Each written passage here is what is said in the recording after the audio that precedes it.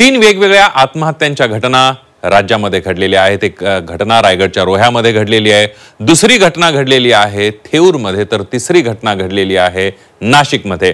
या तीनही घटनांचं कारण जर बघितलं तर या तीनही आत्महत्यांच्या घटनांचं कारण आहे आजारपण। बघूया।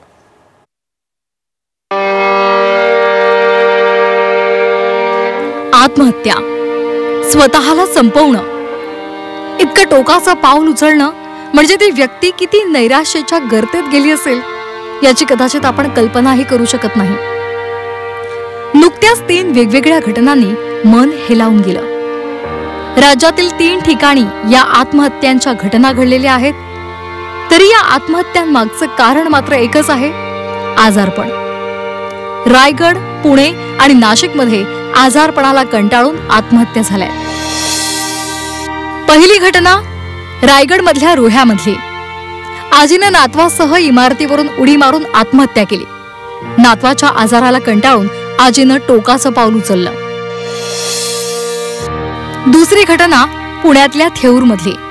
2 महिन्यांच्या तान्ह्या बाळांना आईनं पाण्याच्या टाकीत बुडवून मारलं।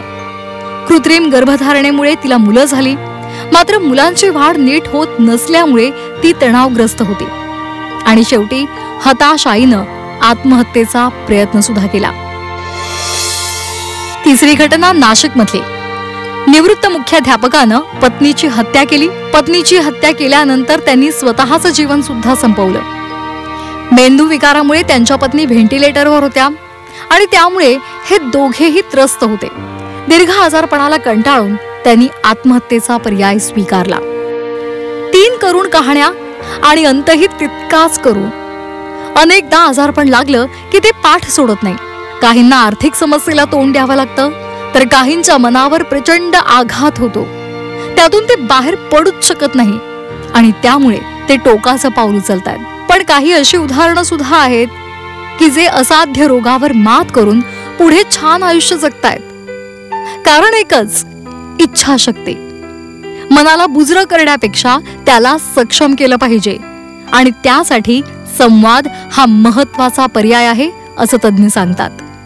म्हणजे संवाद साधणं इतकं महत्त्वाचं आहे की मनातल्या भावना, तुम्ही स्वतःच्या मनातल्या भावना ओळखल्या पाहिजेत, दुसऱ्याच्या भावना ओळखल्या पाहिजेत आणि त्या दृष्टीने संवाद साधला पाहिजे। आणि जेव्हा ते अवघड वाटतंय असं वाटलं तर ताबडतोब तज्ञांची मदत ह्या केसमध्ये घ्यायला पाहिजे। म्हणजे पोस्टमॉर्टम सायकोसिसची मी म्हणतोय की प्रसूतीनंतर होणारे आहे ते तर 100% अवॉइड होण्यासारख्या गोष्टी आहेत। एकदम 100% ट्रीटेबल कंडिशन्स आहेत त्या। खरं तर समाज म्हणून आपण सुद्धा डोळसपणे वागलं पाहिजे। आपल्या भोवताली असणारी माणसं, त्यांच्या मनातलं द्वंद्व भलेही आपल्याला सांगणार नाहीत, पण ते ओळखता येण्याइतपत जिव्हाळा, आपुलकी आपण ठेवली पाहिजे। एखाद्याला पैशांची मदत करणं शक्य नसेल, पण किमान त्या व्यक्तीचे 2 शब्द ऐकून घेण्यासाठी वेळ नक्कीच काढला पाहिजे, त्यांना धीर दिला पाहिजे। दुसरं म्हणजे तुम्ही नक्कीच गांजला असाल, त्रासला असाल, सगळं संपलं असं वाटलं असेल, पण म्हणून आत्महत्या हा शेवटचा पर्याय नक्कीच नाही, हे कायम लक्षात ठेवा। स्वतःवर विश्वास ठेवा, संवाद साधा, मोकळे व्हा। ब्युरो रिपोर्ट, झी 24 तास, मुंबई।